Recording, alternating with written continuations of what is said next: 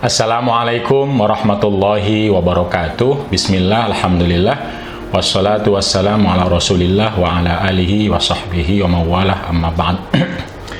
Jumpa lagi pada ngaji qiraah mubadalah untuk episode yang ke-16 pada halaman 226 dari buku qiraah mubadalah.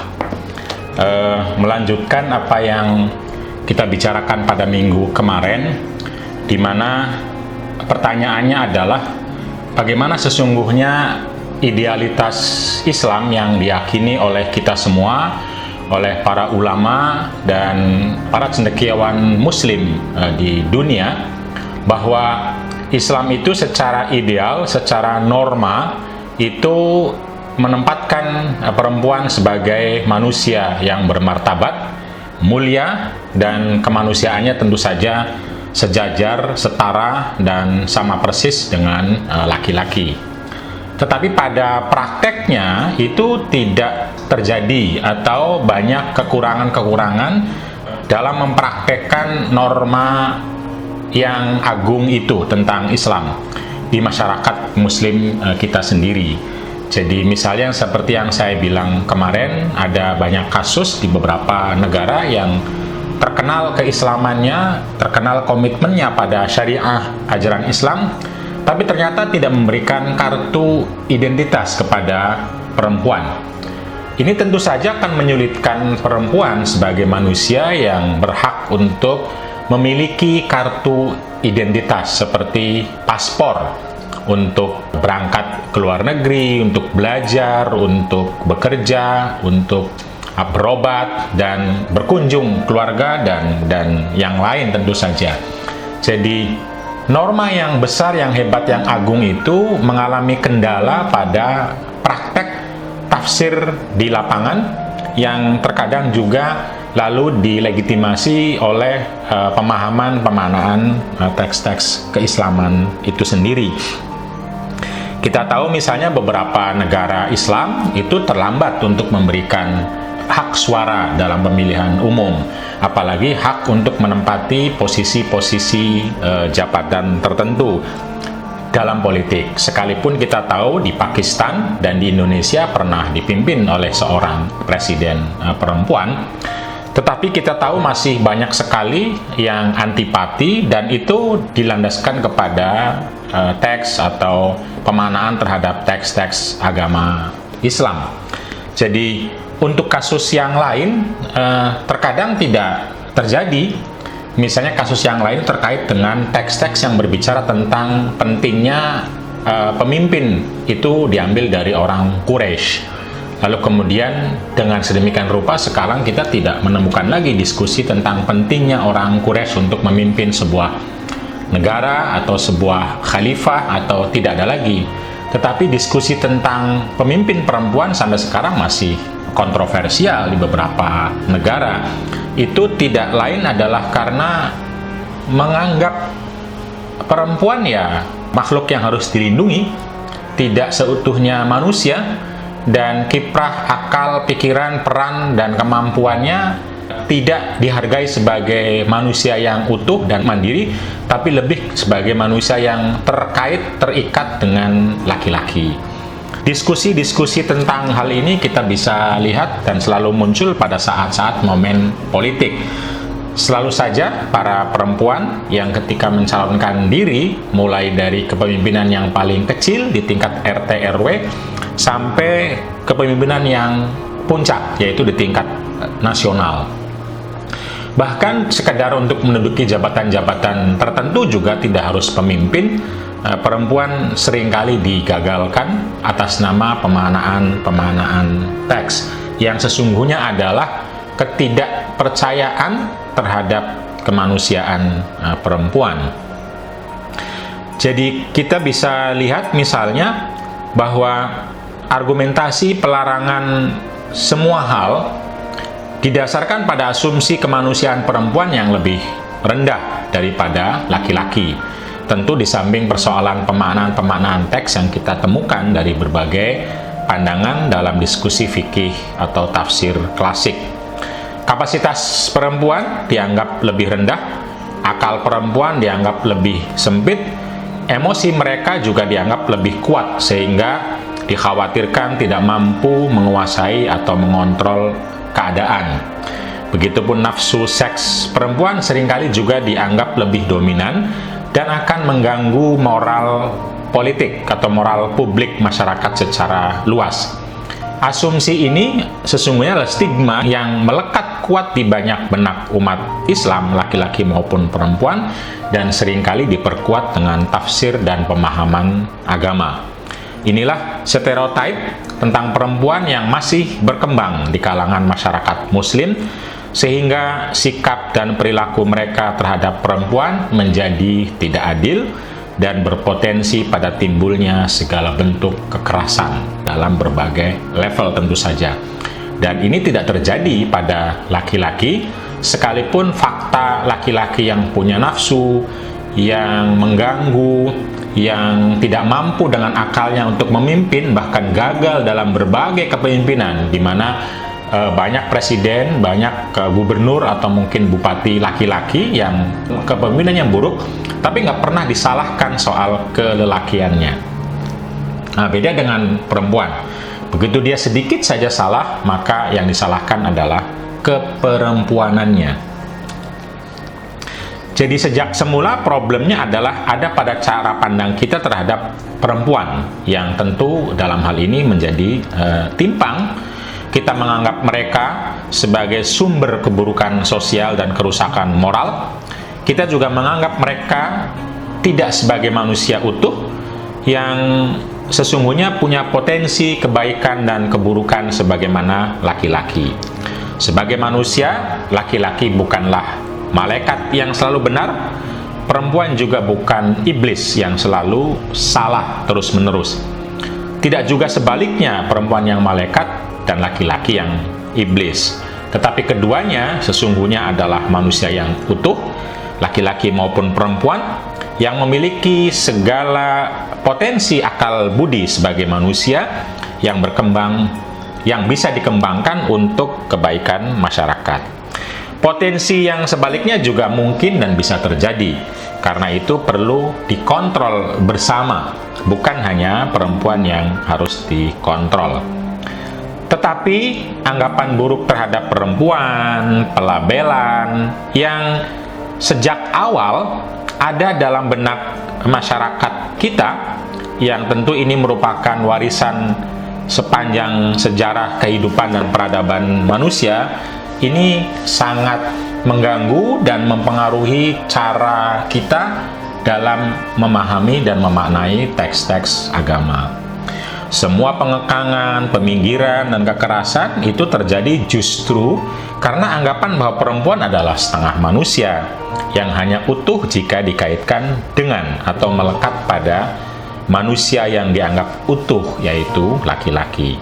Pertanyaan mubadalahnya yang reflektif lalu adalah, sudahkah ada tafsir keagamaan kita saat ini yang benar-benar mendorong agar memandang perempuan sebagai manusia utuh, agar kita menghormati martabat kemanusiaan perempuan?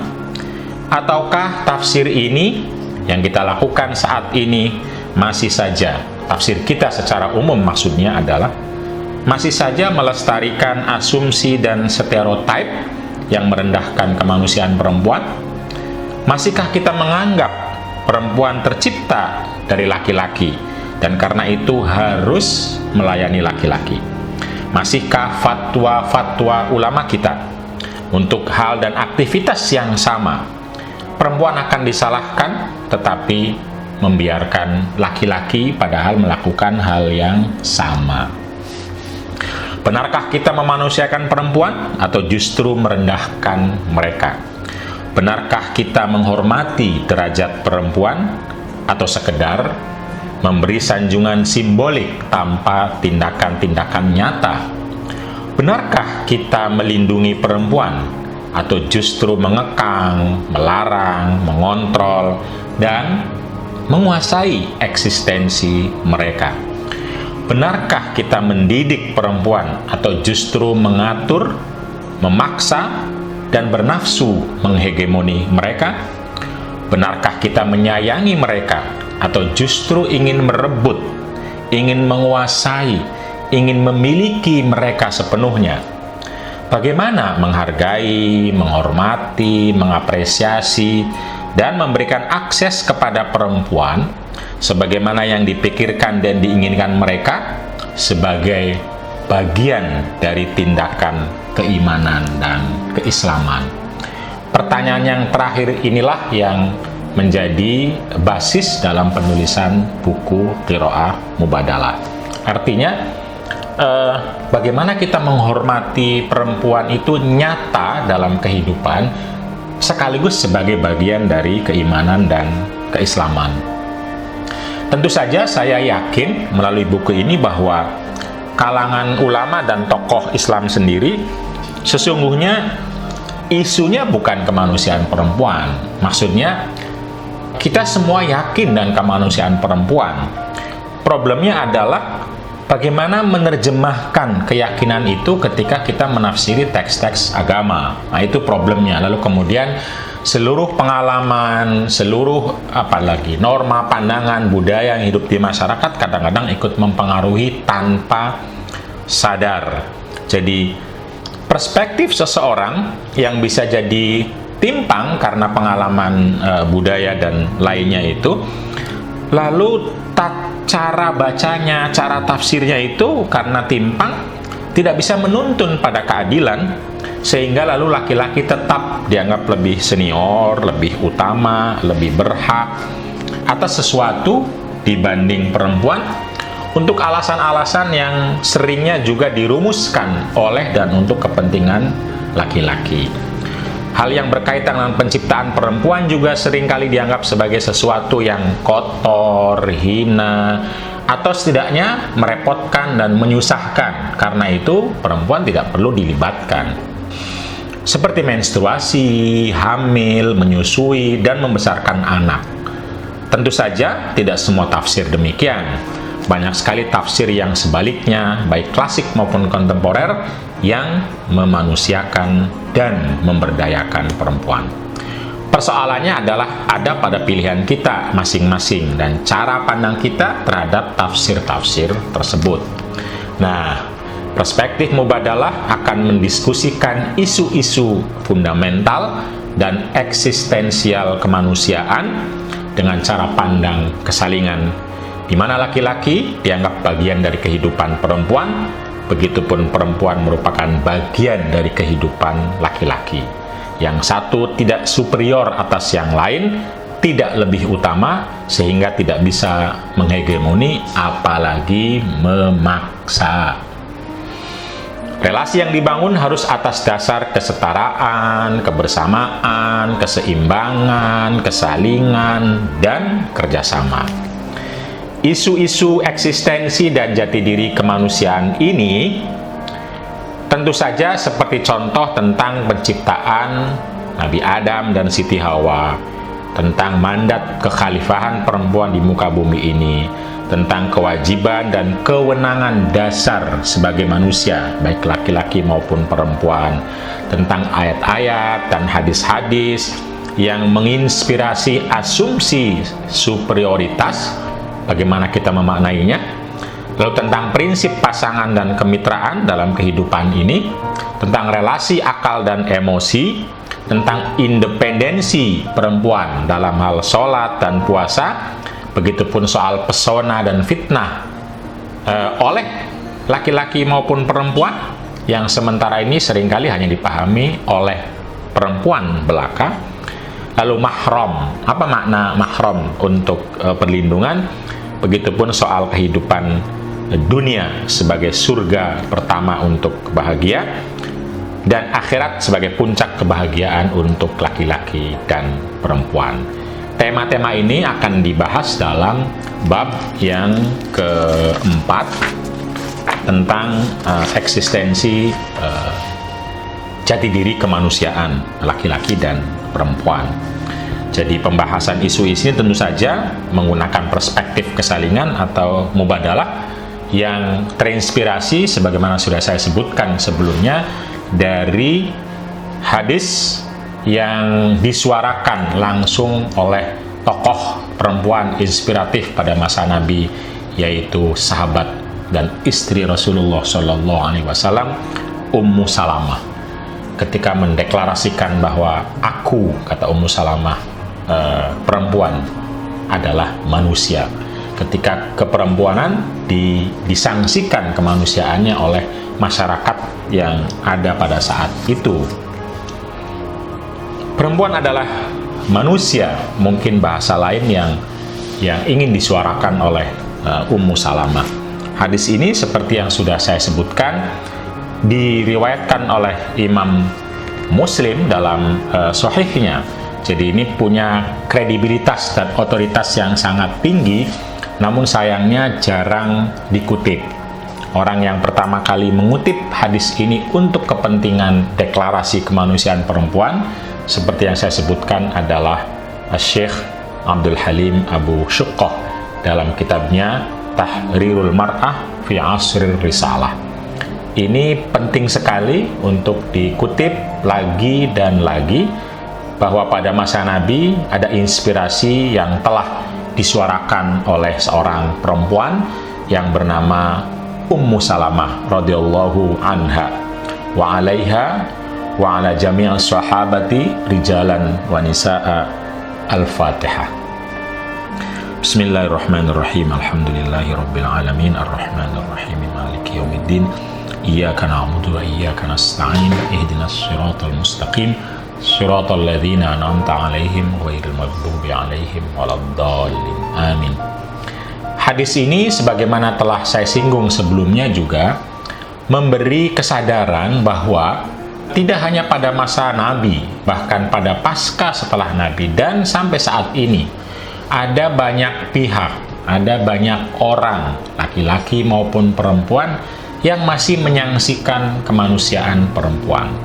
Sehingga perempuan akan selalu atau sering kali dihalangi ketika menginginkan aktivitas tertentu. Ketika mau bekerja ditanya, boleh nggak perempuan bekerja? Ketika mau keluar rumah ditanya, boleh tidak perempuan keluar rumah? Ketika mau aktif dalam suatu organisasi ditanya, perempuan boleh nggak aktif untuk berorganisasi? Bahkan untuk sedekah, bahkan untuk senyum kepada orang lain, bahkan untuk mengisi pengajian, untuk mengisi kebaikan-kebaikan, orang masih bertanya, boleh tidak?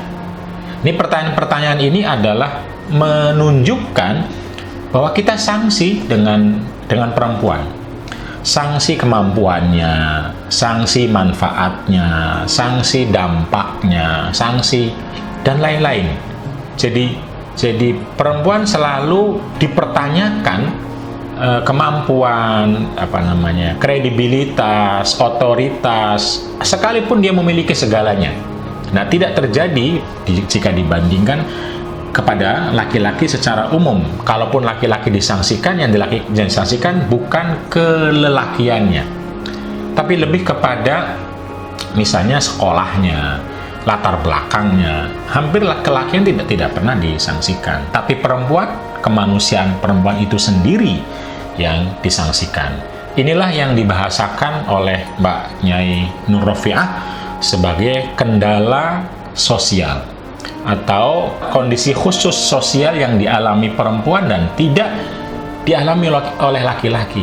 Nah, kondisi inilah yang sedemikian rupa ikut mempengaruhi kita ketika kita memaknai teks-teks agama. Ketika kita menafsirkan ayat Quran, hadis, fikih, ceramah-ceramah, dan norma-norma yang ada dalam masyarakat. Tentu saja ini akan berpengaruh nanti pada pemaknaannya. Kenapa? Karena bisa jadi ayat itu terbatas, cuma 1, cuma 2, atau sekalipun semua ayat 6.666. Pasti tafsirnya lebih banyak. Pasti ceramahnya lebih banyak. Ketika saya diberi waktu untuk berceramah 2 jam, maka tidak mungkin saya mengutip semua ayat. Pasti saya akan menjelaskan lebih banyak dibanding mengutip ayat. Karena kalau mengutip ayat namanya bukan ceramah. Kalau 2 jam ayat semua itu namanya semaan atau ngaji Quran.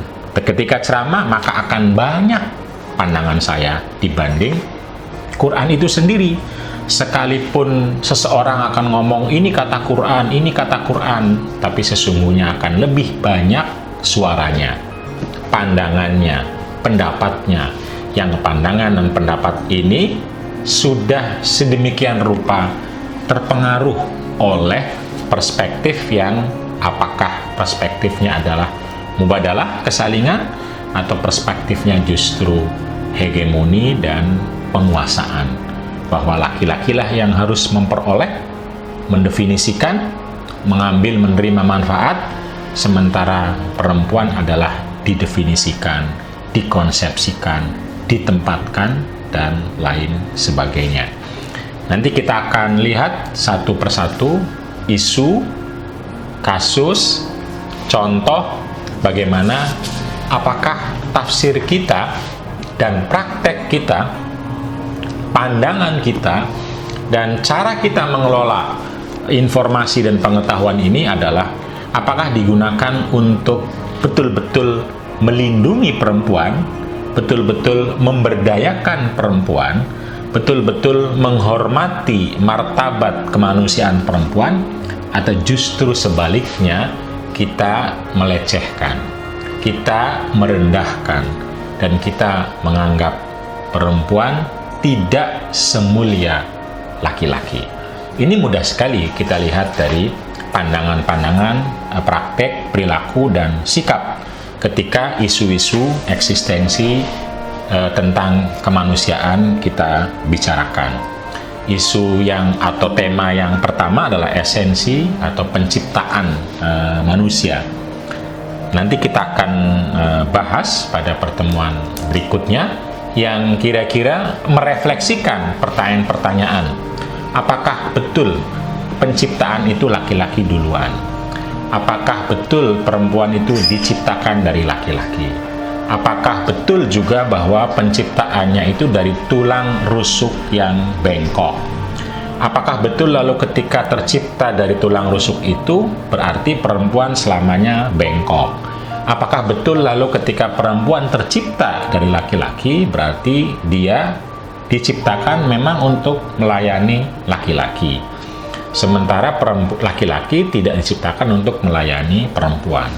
Dan tafsiran-tafsiran yang pasti akan jauh lebih besar dibanding sekelumit kata atau kalimat pertama yang bisa jadi dikutip dari rujukan-rujukan yang otoritatif yang sesungguhnya tidak ada di Quran dan tidak ada di hadis secara persis. Kalaupun ada, itu sesungguhnya bermakna simbolik kalau di hadis itu. Nanti kita akan bahas. Pertanyaannya menurut saya, atau pembahasan kita menurut saya, sesungguhnya bukan pada kata verbatim Quran dan hadisnya, tetapi pada pandangan kita, pada ceramah kita, pada penjelasan kita, yang itu lebih besar dari kata verbatim hadis maupun Qurannya. Nah, ini problem tafsir kita yang nanti akan dikelola oleh metodologi atau metode tafsir mubadalah. Sehingga ayat Quran dan hadis ini tidak boleh lalu digunakan untuk menyalahi kredo Islam yang rahmatan lil alamin, kredo Islam yang memanusiakan dan menghormati perempuan sebagaimana menghormati laki-laki. Cara mengujinya adalah tadi, sebesar apa kita memaknai dan menafsirkannya.